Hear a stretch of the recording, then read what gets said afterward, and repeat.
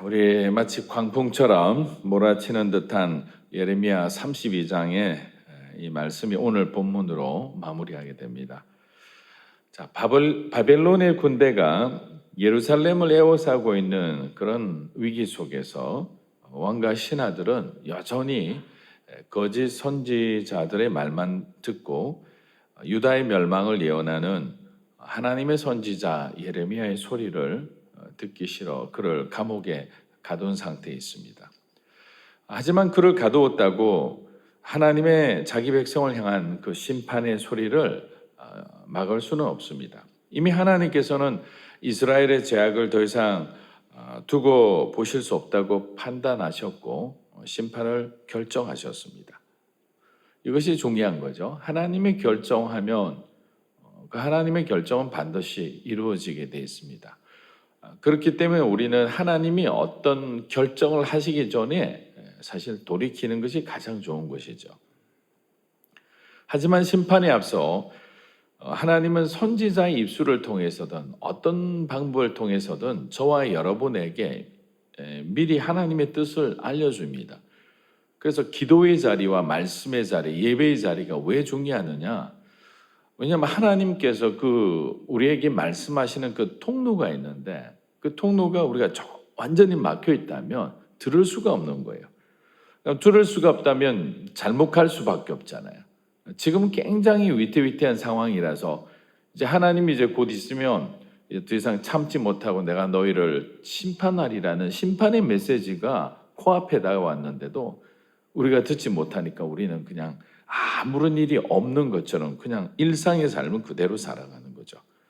그러다 갑자기 주님이 찾아오신다고 생각해 보세요. 종말의 시간도 마찬가지인 것 같아요. 사실 종말은 분명히 있는데 그 종말의 시간에 대해서는 예수님께서도 나도 모른다고 말씀하셨어요. 아버지 하나님만 아신다. 근데 그 종말의 시간이 예수를 믿지 않는 자들에게는 그는 불행의 수준을 넘어서 이처럼 큰 비참한 재앙은 없거든요. 왜냐하면 다시는 우리에게 기회를 주지 않잖아요. 오늘 말씀의 제목처럼 우리가 선지서를 보거나 복음서를 보더라도 하나님과 예수님의 어떤 자기 백성을 대하는 방식은 항상 기승전 회복이에요. 하나님의 심판과 징계는 보면 결국에는 우리를 살리기 위한 방법이거든요. 세상하고 완전히 다른 것을 알 수 있습니다. 그런데 그 말씀을 듣지 않은 것이 문제인 거죠. 예수님 오셨을 때 예수님 스스로가 느끼셨던 그 영적 어둠이 지금 이스라엘의 상황하고도 똑같습니다. 하나님이 이들을 심판하시고자 하는 가장 큰 이유는 여러 가지겠지만 크게는 두 가지 정도 요약할 수 있습니다. 첫째는 우상숭배입니다. 우상숭배. 하나님은 1계명, 2계명을 어기는 것을 어떤 것보다 가장 싫어하시죠. 하나님 외에 다른 신을 두는 것, 또 우상을 만들어 그걸 마치 절하거나 숭배하는 그런 모든 것을 하나님은 용서하지 않는 거죠. 창조주 하나님을 그냥 헌신짝처럼 저버리고 다른 가짜 신에게 머리를 조아린다? 용납할 수가 없는 거죠. 그런 어떤 이방의 성전에서 음행을 하고 심지어는 자기 자식을 제물로 바치는 그런 잔혹한 행위는 하나님의 인내를 넘어선 것이에요. 우리 예레미야 32장 34에서 35절 오늘 읽었던 부분 다시 한번 읽어보겠습니다. 그들이 내 이름으로 불리는 집에 그들의 가증스러운 우상들을 세우고 그것을 더럽혔다. 그들은 흰놈의 아들 골짜기에 바알의 산당을 짓고는 자기 아들들과 딸들을 불 속으로 지나가게 해 몰렉에게 바쳤다. 이러한 일은 내가 명령하지도 않았고 내 마음에 떠오르지도 않았던 일인데 그들이 이 가증스러운 일을 해서 유다로 하여금 죄를 짓게 하였다. 자, 여기서 중요한 말씀은 내가 명령하지도 않았다는 거죠. 내 마음에 떠오르지도 않았던 일. 하나님은 이런 행동은 하나님의 영역에 정말 어떤 1.1핵도 없었던 거예요. 그런데 인간이 창의적으로 하나님 앞에 막 죄를 짓고 있는 이런 상황이죠. 어떻게 여러분의 사랑하는 자녀를 제물로 바칠 수 있습니까? 이미 이 사람들은 이성을 잃은 거죠. 그리고 두 번째, 그들이 우상숭배 다음으로 하나님이 그들을 심판할 수밖에 없었던 것은 도덕적, 윤리적으로 타락했던 겁니다. 특별히 지도자 계층의 타락입니다. 그 중에서도 하나님을 가장 가까이서 섬긴다는 레위인들의 타락입니다. 영적 지도자의 타락은 당시 신앙 공동체잖아요. 그 신앙 공동체를 이루는 일개 가정의 타락으로 계속적으로 이어지게 됩니다. 하나님의 뜻에 따라 제사를 드리는 것이 아니라 일부 레위인들은 심지어는 이방 종교의 간섭을 적절하게 도용해서 그렇게 예배를 드리기도 했고, 또 산당의 목적은 뭐였냐면 먼 지방에 사는 사람들은 예루살렘에 와서 제사를 못 지내잖아요. 그래서 지방마다 이렇게 제사를 지낼 수 있는 그러한 장소를 허락했는데, 그곳에서 오늘은 여호와를 위한 제사를 지내고 내일은 바알을 위한 제사를 지내는 거죠. 그런 어떤 여러 가지 보이지 않는 이권과 혼탁한 분별력 없는 그런 행동들을 통해서 하나님의 성소를 더럽히는 그런 죄들을 공공연하게 범했던 것이 당시 레위인들과 성업의 지도자들이었다. 자, 이거는 도저히 영적 도덕적 타락은 받아들일 수 없다는 거죠. 그 중에서도 한 가지 예를 들면, 사사기 중에 여러분들이 한두 번 설교를 통해서 들었을 수도 있는데, 그 레위인의 첩의 그 죽음 사건은 굉장히 유명한 사건입니다. 베냐민 기브아라는 곳에서 일어난 사건입니다. 자, 레위인 한 사람의 타락이 이스라엘 공동체에 어떤 큰 위기를 몰고 왔는지, 그리고 만약에 하나님의 중간에 개입하지 않으셨다면 한 지파가 완전히 성경 역사 속에서 사라질 뻔한 어마어마한 큰 사건이었습니다. 근데 그 큰 사건이 시골 성읍에 있는 그 한 레위인의 죄로부터 시작했다는 것이 중요한 겁니다. 왜 하나님의 도덕적인 타락이나 윤리적인 타락이나 어떤 영적인 어떤 타락을 중요하게 여기냐면, 그게 한 사람의 개인적인 사건으로 끝나지 않기 때문입니다. 왜냐하면 죄와 죄가 연결되게 돼 있죠. 또 그 죄와 죄가 만나게 되면 새로운 스파크를 일으켜서 작은 불씨가 큰 산불을 일으키는 것과 마찬가지이기 때문입니다. 자, 사사기 19장 1절 한번 읽어보겠습니다. 이스라엘의 왕이 없을 그때에 에브라임 산지 구석에 우거하는 어떤 레위 사람이 유다 베들레헴에서 첩을 취하였더니, 자, 어떻게 레위인이 첩을 취할 수 있습니까? 말이 안 되죠.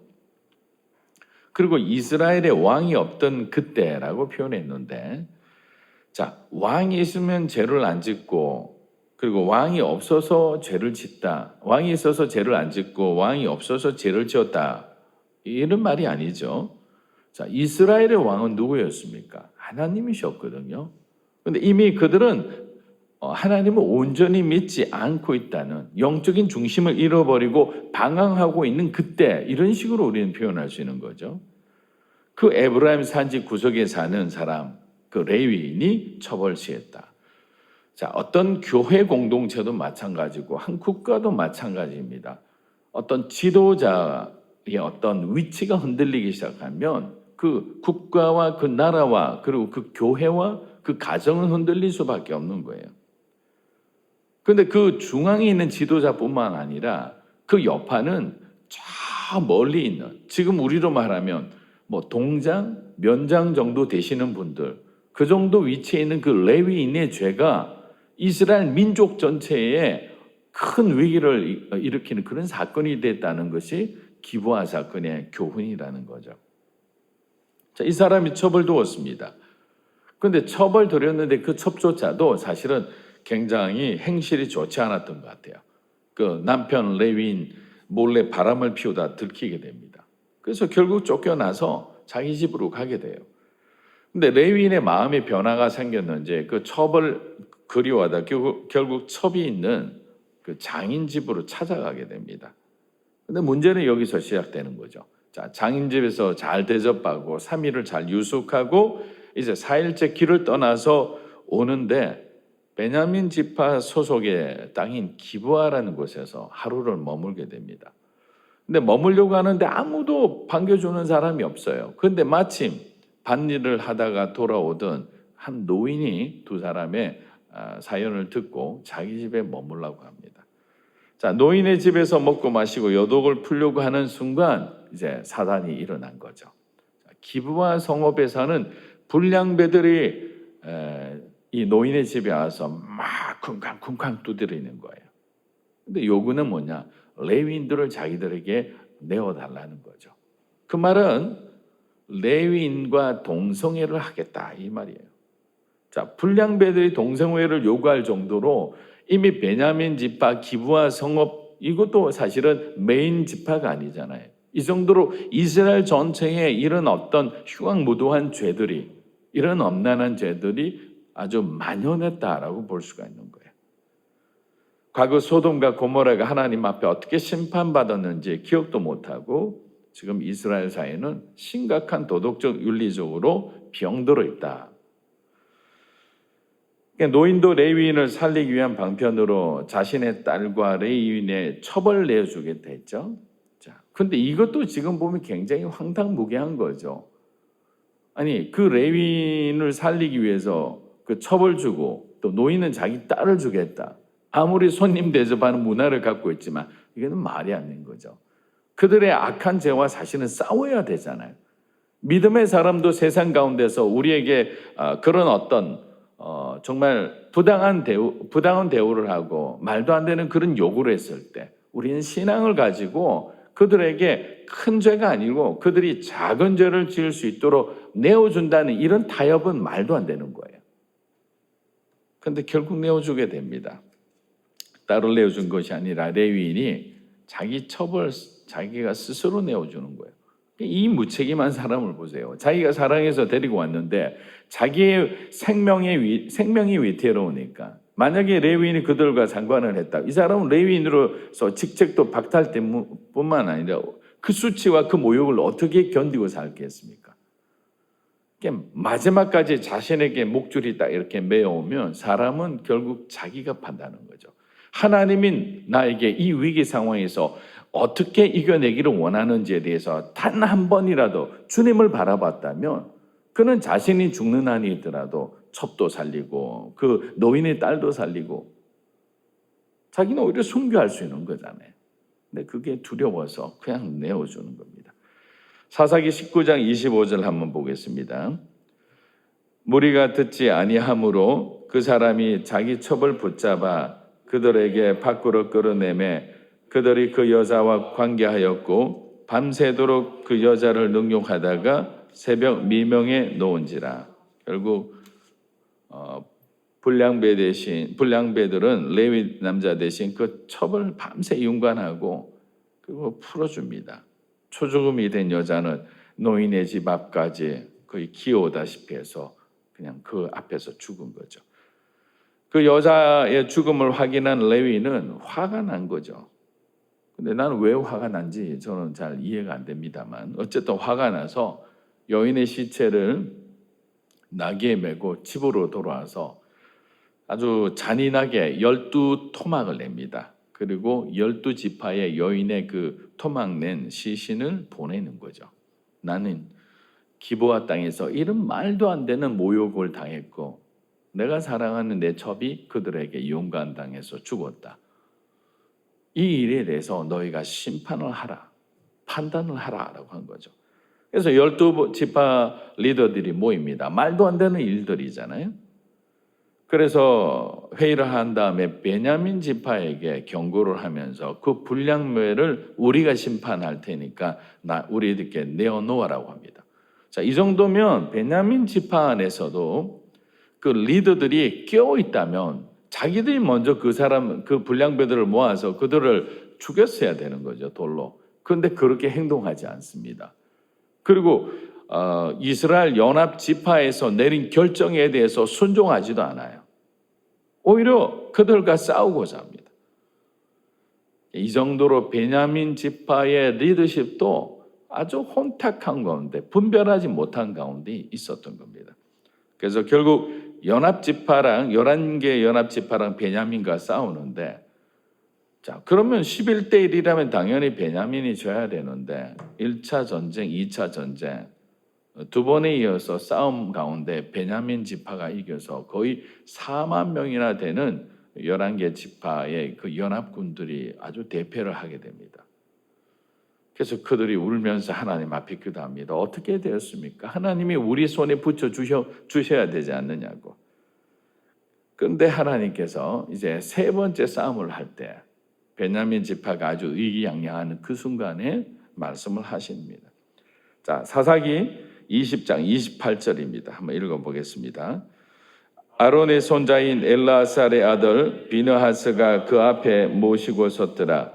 이스라엘 자손들이 여쭈기를 우리가 다시 나아가 내 형제 베냐민 자손과 싸우리까 말리까 하니 여호와께서 이르시되 올라가라. 내일은 내가 그를 내 손에 넘겨주리라 하시는지라. 자, 베냐민 지파를 하나님이 내 손에 넘겨주시겠다라고 얘기한 거죠. 근데 1차 전쟁, 2차 전쟁에 왜 하나님이 그들을 한 번에 그냥 이길 수 있도록 해주시면 되는데 왜 허락하지 않았을까? 자, 이것도 신학적 질문인 것 같아요. 왜냐하면 수적으로도 우세했죠. 근데 하나님이 어떻게 보면 그냥 지금 들은 제 생각인데 1차, 2차 전쟁에 대해서 여러 가지로 11지파에 대해서도 하나님 주시는 뭔가의 메시지가 있지 않았을까. 그리고 하나님은 자기 지파들끼리 이렇게 싸우는 그런 어떤 이 상황 자체를 그렇게 기뻐하지 않으셨지 않나 이런 생각도 해봅니다. 자, 베냐민 지파가 이제 세 번째는 몰리기 시작합니다. 그리고 2만 5천 명이라는 베냐민 지파 남자들이 죽고 600명만 남게 되는 거예요. 겨우 600명. 자, 600명의 남자들이 남았다면 사실은 거의 멸문 직전까지 갔잖아요. 겨우겨우 도망친 그 600명을 제외하고 베냐민 성읍과 가축과 종들을 이 연합군들이 와서 완전히 그냥 죽여버립니다. 그리고 난 뒤에 섣부른 맹세를 합니다. 과거에는 하나님 앞에 맹세는 무조건 지켜야 되거든요. 뭐라고 맹세를 하느냐면 우리 지파 어느 지파도 베냐민 지파에게는 딸을 주지 않겠노라라고 하나님 앞에 맹세를 해버리는 거죠. 저는 여기서 하나의 또 포인트가 있습니다. 이것도 굉장히 감정적으로 평정심을 가지고 하나님 앞에 질문한 내용이 아니에요. 아무리 자기들이 베냐민 지파를 치리하는 것이 옳은 일이고 하나님이 허락한 일이라 하더라도 그 다음 모든 과정을 하나님 앞에 세세히 묻고 하나님의 뜻에 따라 행동해야 되는데 베냐민 지파를 죽일 때까지 그들을 막 그냥 복수하듯이 할 때까지는 그냥 그 흥분한 상태에서 한 거죠. 그리고 전쟁에 승리한 다음에 자기들끼리 자기 의에 차서 이제 앞으로 너희들 중에 누구도 베냐민 지파에서 딸을 주면 안 돼.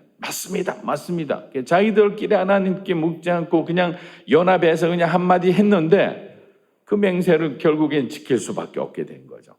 그 다음날 아침에 눈을 뜨니까 정신이 차려보니까 자기들이 아무리 그래도 그냥 어느 정도 충분히 깨달을 만큼 야단을 치면 되는데 어마어마한 피해를 준 거죠. 자기 형제가 완전히 이제는 그 지파 자체가 없어지게 된 거죠. 그때 같이 울며 회개하는 거죠. 자기들의 어떤 우리가 하나님께서 뭔가 심판을 하라, 좀 너희가 좀 내 대신 야단쳐라 이러면 적당히 해야 되잖아요. 야단치는 목적은 뭐냐면 깨닫게 하기 위한 건데 도를 지나치게 자기 감정들을 쏟고 자기 의를 쏟은 거죠. 그런 문제가 또 다른 문제가 생겨버리는 거죠. 자, 그러고 난 뒤에 뒤늦게 후회를 하죠. 그리고 난 뒤에 후회를 하고 난 뒤에 이 사람들이 이제 방법이 없잖아요. 그래서 생각했던 게 이방 여인을 이렇게 아내로 삼을 수 있도록 자기들이 허락을 하게 됩니다. 왜냐하면 이방 여인과 여인이 없다면 그럼 남은 600명의 남자들이 결혼을 해서 그 자손을 이렇게 이어갈 수가 없잖아요. 이게 막다른 골목까지 오는 이런 어리석은 선택을 한 거죠. 사랑하는 여러분, 사사기 얘기가 좀 길었지만 왜 이 얘기를 하느냐? 자, 예레미야 시대에 하나님께서 무엇을 보고 이들을 정말 계속적으로 반복해서 책망하느냐면 우상 숭배의 죄도 끊이지 않았죠. 그리고 그들의 어떤 지도자의 타락, 그것이 가정의 타락으로 이어졌죠. 이런 일들이 한두 번이 아니었던 거죠. 그리고 과부와 고아와 나그네 같이 하나님은 없는 자들을 착취하고 그들을 없인 여기는 사람을 너무나 싫어하는 거예요. 그런데 이 사람들이 이미 영적인 중심을 이룬 사람들이기 때문에 자기가 원하는 대로 자기의 어떤 욕심이 이끌린 삶을 살아간 거죠. 그런데 이러한 사람들은 판단을 잘못하면 하나님의 뜻을 분간하지 못하는 거죠. 그냥 다 죽이고 다 썰어버리면 그것이 하나님의 뜻이라 생각하는데 그게 하나님의 뜻이 아니었던 거예요. 하나님의 뜻은 오늘 말씀처럼 우리 예레미야 32장 40절 말씀 한번 읽어보겠습니다. 내가 영원한 언약을 그들과 맺어 그들에게서 돌이켜 떠나지 아니하고 그들에게 복을 줄 것이다. 내가 그들의 마음에 나를 경외함을 두어 그들이 나를 떠나지 않게 할 것이다. 이게 하나님의 속마음인 거죠. 야단치는 이유는 돌아오게 하기 위해서요. 회복시키기 위한 거예요. 다시 한번 저와 여러분에게 기회를 주기 위하심이에요. 우리는 하나님이 약속의 하나님이라는 것은 구약의 모든 성경의 어떤 역사를 보다 보면 아담과 아브라함과 모세와 하나님께서 일일이 언약을 하시고 그 언약을 지키시는 하나님이심을 우리가 알 수 있는 거예요. 우리 창세기 1장을 봐도 하나님께서 사람을 지으시고 난 뒤에 가장 먼저 하신 게 뭡니까? 우리에게 복을 주셨잖아요. 그 복이라는 단어가 뭡니까? 바라크라는 단어잖아요. 무릎을 꿇다라는 단어예요. 하나님은 자신에게 무릎 꿇는 자를 하나님은 사랑하시는 거죠. 그들에게 복을 주시는 거죠. 무릎을 꿇다는 것은 하나님의 권위 안에 있다, 은혜 안에 있다는 의미잖아요. 근데 무릎을 꿇지 않는 사람, 하나님 앞에 등 돌린 자입니다. 세상을 향해 무릎 꿇은 자입니다. 그런 사람을 복을 내릴 수 없기 때문에 돌이키게 하는 거죠. 징계를 하고 고난을 주고 고통을 줘서 결국 깨달아서 하나님을 보게 될 때 하나님은 언제 그랬듯이 이제는 그들을 향해서 사랑의 하나님으로 인자하신 하나님으로 그들을 안아주시는 겁니다. 사랑하는 여러분, 우리 인생은 결국 하나님 안에서는 기승전 회복입니다.